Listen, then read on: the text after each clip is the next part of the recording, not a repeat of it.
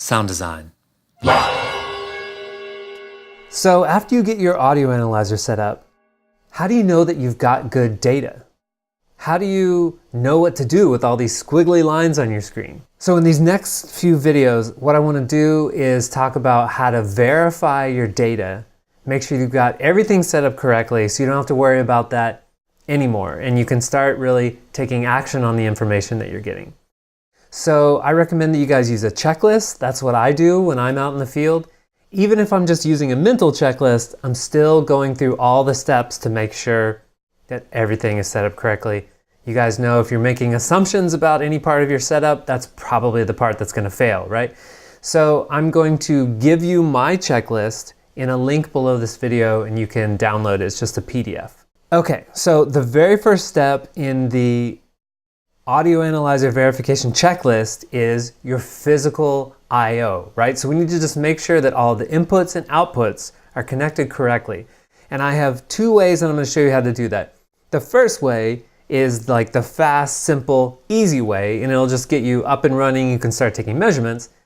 The second way takes a little bit longer. It's a little bit more complicated, but it'll save you time down the road if you're actually going to be measuring during a sound check and measuring during a show. Okay, so let's take a look at that now. Over here, here's my setup. I've got my audio interface, my audio console. I've got the UMC 404 HD and the X32 rack. All right, let's take a look at the back. I don't have really anything plugged in yet. So let's talk about the simple way first. So if you just want to immediately start making some measurements and you want to get set up quickly, then I recommend that you just start with a Y cable. Okay, this is the simplest way to do it. Plug the output of your audio interface. So we've got output left here from the main outs of the audio interface. Take one side of that split. I'm going to plug it into the reference input. That's usually my first input, okay? Reference input, input number 1. And I'm going to take the other copy of that signal and plug it into my console. And in this case, I usually just try to use the last inputs on the console. So in this case, that'll be aux in number 6 on the X32. Then all I need is my measurement microphone, okay? So got my measurement microphone plugged in here. I've got everything labeled. I've got my reference in the first input, and I'm done. I can start taking measurements. I can start putting sound into the system and seeing some results in my audio analyzer. Now, here's the only problem with this setup. Later on, if I want to actually measure sound check, if I want to measure the show, I'm not going to be able to do that. And that's because when I'm looping directly from the output of my audio interface back to the input, I can only measure the signal generator from my audio analyzer. Okay, and that's fine for setup, but it's not going to work for the show. So if I want to actually measure during the show and during the sound check, then I also need to get my reference from the audio console because I want to get a copy of the mix going through it. So let me unplug this Y cable.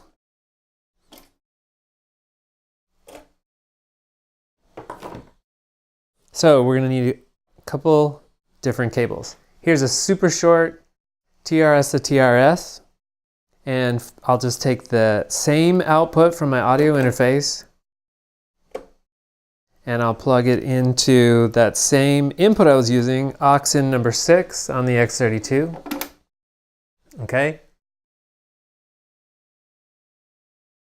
And then I'll plug the output from my audio console back into the reference input on my audio interface. So I'm also taking aux out number 6 here,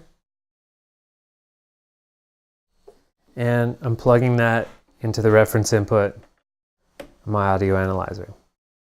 Okay, those are the physical connections. The great thing about this is that now I can measure during setup, I can measure during sound check, and I can measure during the show. Okay, so it takes a little bit more time, a little bit more thought to think how you're going to set this up, but then you'll be ready to go for the rest of the day if you're going to be working on a show as well.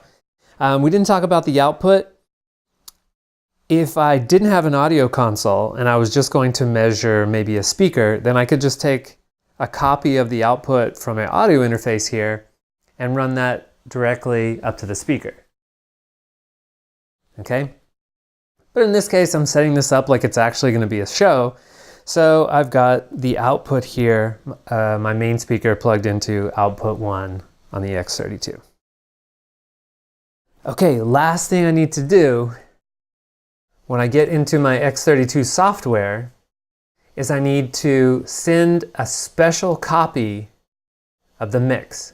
If I send the exact same copy of my output that I'm sending to the speaker, it's going to also include all of the processing that I do in the console, which is fine if I'm doing my speaker processing, so all of my EQ, dynamics, and delay in a separate speaker processor. So if I have a console and then a speaker processor unit and then a speaker, then my sound system, then I don't have to worry about it. Then I can just take a copy from the console. It can be the exact same thing I'm sending to the speaker processor. But if I'm doing the processing in the console, like a lot of people are doing now in digital consoles because they're so powerful and you can if you want to, then I need to take a copy of the mix before any of the system processing.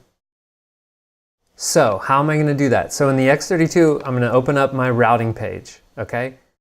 Let's go to the XLR outputs here. Output number 1 is my main mix going to my main speaker. I'm going to get that from matrix number 1. Now you can handle this however you want, just make sure you keep it consistent, right? So matrix number 1 is where I'm getting my main output. Cool, let's go to the aux outputs. Remember, this is where I connected that TRS cable back there. I connected it to aux output 6. Same routing, okay? Output 1, matrix 1. Aux output 6, matrix 1. Big difference here though, check out how it's red. I know you can barely tell, they don't make it very easy to see this, but it's red here. Normally it would be purple, right? And then all of the processing that I'm doing on my matrix output here, all of my speaker processing, my EQ and stuff, would be included in this reference input that I'm sending to my audio analyzer, and then I wouldn't be able to see the changes that I'm making in my measurements. Since I want to be able to see those changes, then I'm going to take a copy of the exact same thing I'm sending to the speakers, except I'm going to remove all of the EQ. So I'll take a input and low cut, tap here, click on that again, and it turns red. Okay, so it's that simple. There's a lot of different ways you can do this that will work. I think this is the simplest way. I used to create a separate channel and send that out of the mono output and route it that way.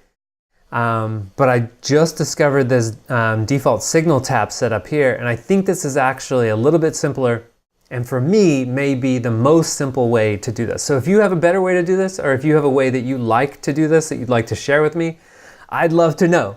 I don't use an X32 all the time, just occasionally, and so for this setup, I think this is what I would do. It's kind of quick and painless and really clear to me what's happening. I'm always using matrix 1. That's where my entire mix is going. But for the audio analyzer, it's pre-EQ.